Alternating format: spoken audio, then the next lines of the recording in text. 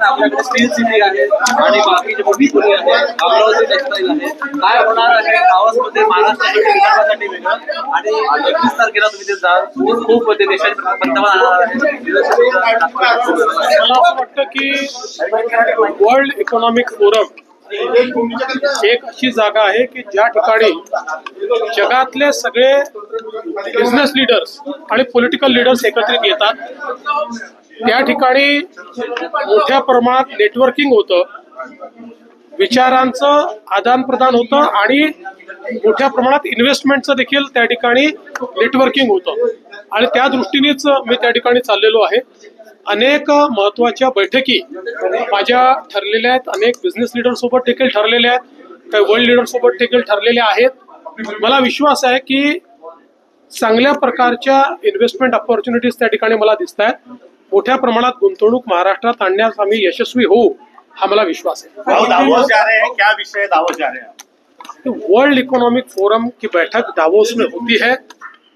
वहां पर दुनिया के सारे बिजनेस लीडर्स और पॉलिटिकल लीडर्स आते हैं। बड़े पैमाने पर नेटवर्किंग होती है, आदान प्रदान होता है। वहां पर इन्वेस्टमेंट की जो अपॉर्चुनिटीज होती है उसके ऊपर एक प्रकार से आदान प्रदान होता है। तो मैं उसी दृष्टि से वहां पर जा रहा हूं। देश और दुनिया के बिजनेस लीडर्स और पॉलिटिकल लीडर्स के साथ मेरी बैठकें तय हुई है और मैं मानता हूं कि बड़े पैमाने पर इन्वेस्टमेंट ये महाराष्ट्र में लाने के लिए हम लोग सफल रहेंगे। दिल्ली चुनाव में महिलाओं को भी 2500 रुपए की घोषणा पत्र में बीजेपी ने बताया है, तो क्या लगता है कितना ये पास का स्टॉप होगा? देखिए, दिल्ली की जनता का केजरीवाल जी के ऊपर से विश्वास उठ गया है और वो मोदी जी के नेतृत्व में बीजेपी की सरकार लाना चाहते हैं और इस बार बीजेपी की सरकार वहां आएगी। नाही, मला असं वाटतं की लवकरच पालकमंत्र्यांची घोषणा होईल। आमचं अंतिम चरणामध्ये आहे, लवकर होईल। नव्हते त्यामुळे त्यांनी राजीनामा दिला का, अशा प्रकारची चर्चा सुरू झालेली आहे। बीड प्रकरणी आता कारवाईची मकोकाची मागणी होती, ती झाली। आता कुठेतरी तपास नीट दिला पाहिजे, राजकारण बंद झालं पाहिजे। 100% जर तपास यंत्रणांना आपण नीट तपास करू दिला नाही आणि सगळ्या गोष्टी या तपास यंत्रणा रोज बाहेर सांगू शकत नाही। तपासामध्ये अनेक गोष्टी गोपनीय ठेवूनच त्याचा तपास केला जातो।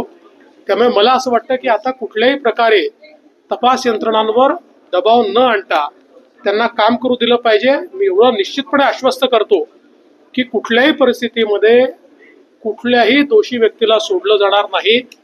तपास यंत्रणा योग्य प्रकारे काम करतील।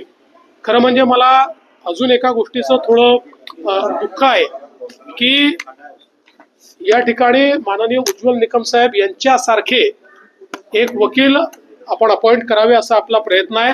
त्यांना आम्ही विनंती देखील केलेली आहे, पण मला विश्वास आहे ते सकारात्मक निर्णय घेतील। पण त्यांनी मला बोलताना सांगितलं की विनाकारण मला नेमल्यानंतर काही लोक राजकारण करतात आणि त्याला राजकीय रंग देतात, हे मला योग्य वाटत नाही।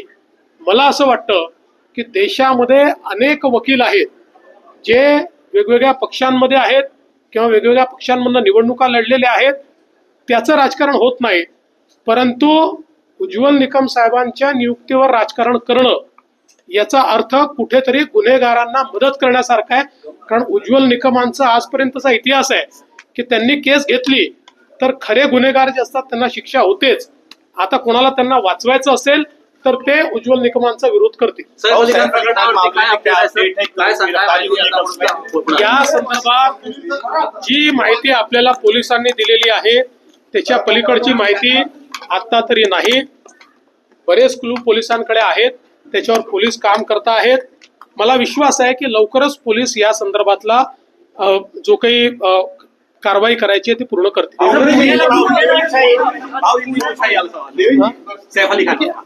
ऐसा है, उस मामले में पुलिस की तफ्तीश जारी है। पुलिस ने इसके बारे में आपको ब्रीफिंग भी दिया है। बहुत क्लूज पुलिस को मिले हैं। मुझे लगता है कि पुलिस जल्दी इस केस को जीरो डाउन करेगी।